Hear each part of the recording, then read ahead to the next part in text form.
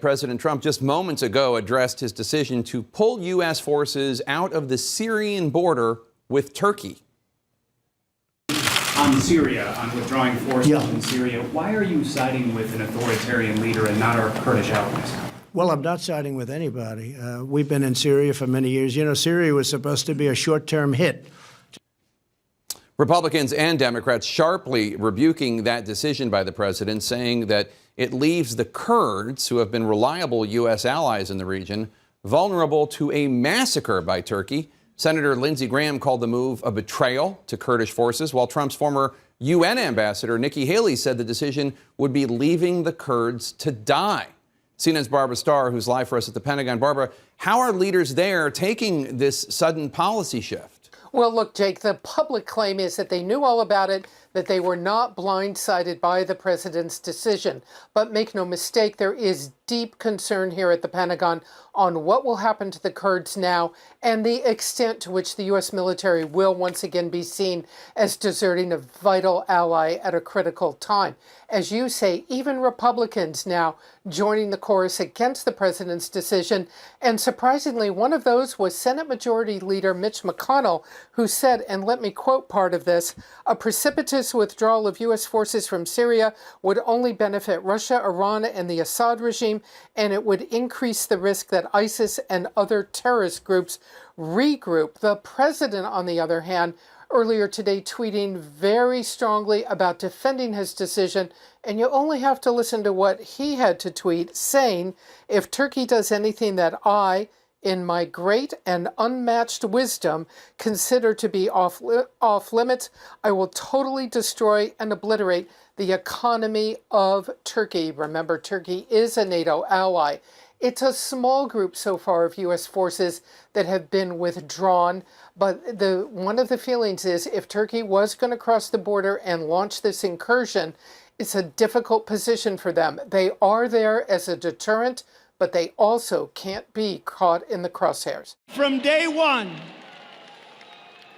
the wretched Washington swamp has been trying to nullify the results of a truly great and democratic election. They know they can't win the 2020 election, so they're pursuing the insane impeachment witch hunt. I've been going through it now. For more time than I've been in office. Look, I thought, the rally was very, very telling. He was just bathing in the politics of grievance and resentment and self-pity, and the crowd was responding to that.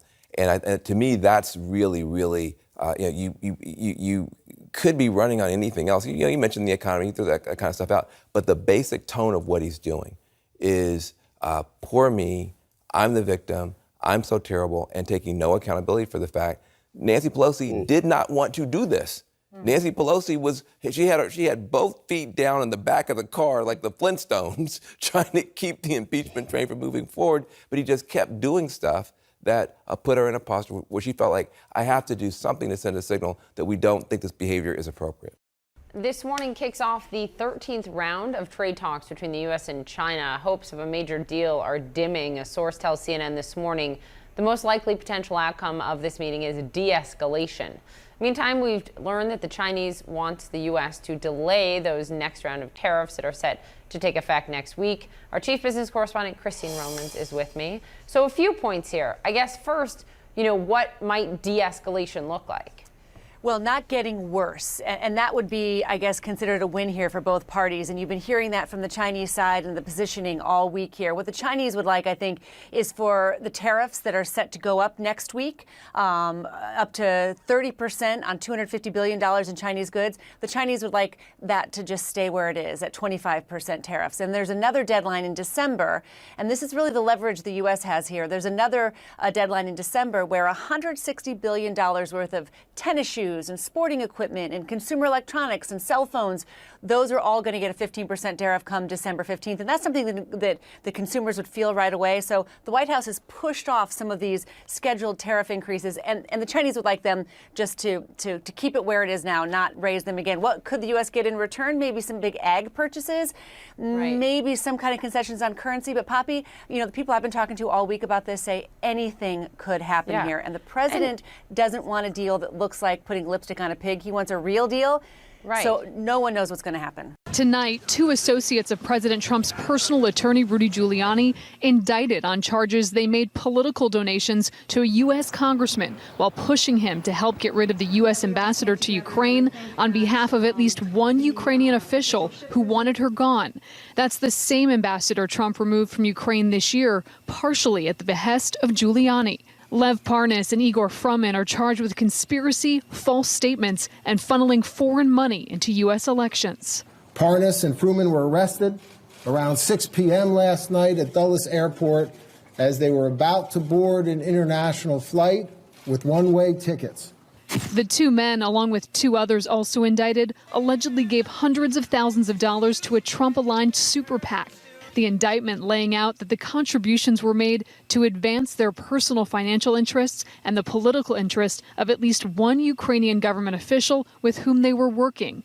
The men also allegedly made contributions to state candidates in Nevada to further a recreational marijuana business venture that never happened. That foreign money coming in part from an unnamed Russian citizen whose involvement they hid because of his Russian roots and current political paranoia about it. This investigation is about corrupt behavior, deliberate lawbreaking. According to prosecutors, the men pushed the former U.S. congressman, whose sources say is Texas Republican Pete Sessions, to help get former U.S. ambassador to Ukraine Marie Yovanovitch fired. The indictment alleges Parnas and Fruman attempted to gain influence by committing to raise $20,000 or more for a then-sitting U.S. congressman, and that Parnas sought that congressman's assistance in causing the U.S. government to remove or recall the then U.S. ambassador to Ukraine, at least in part, at the request of one or more Ukrainian government officials. Yovanovitch was recalled by President Trump in May, in part because Rudy Giuliani accused her of hampering efforts to dig up dirt on Joe Biden. I heard very, very bad things about it for a long period of time. Not good.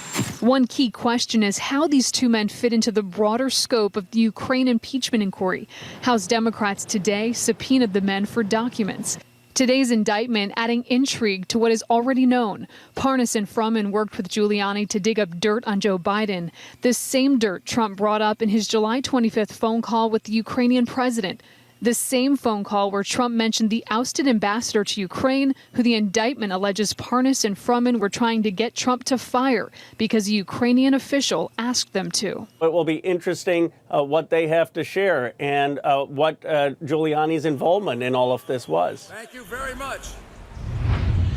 And the former Republican Texas congressman who is mentioned in this indictment is speaking out tonight. Pete Sessions says he could not have known about this alleged scheme from Parnas and Fruman. This was the scheme that was alleged that they funneled thousands of dollars into Sessions' campaign fund. This is despite the fact that Sessions is mentioned in the indictment as having met with these 2 men. Now, as for the Trump super PAC that accepted this about $300,000, they now say that that money is in a segregated fund, but haven't said when it was put into that segregated fund. Now, as for those 2 men, Lev Parnas and Igor Fruman, they are being held here in Virginia on $1 million bond. But of course, Wolf, they will ultimately face these charges up in New York.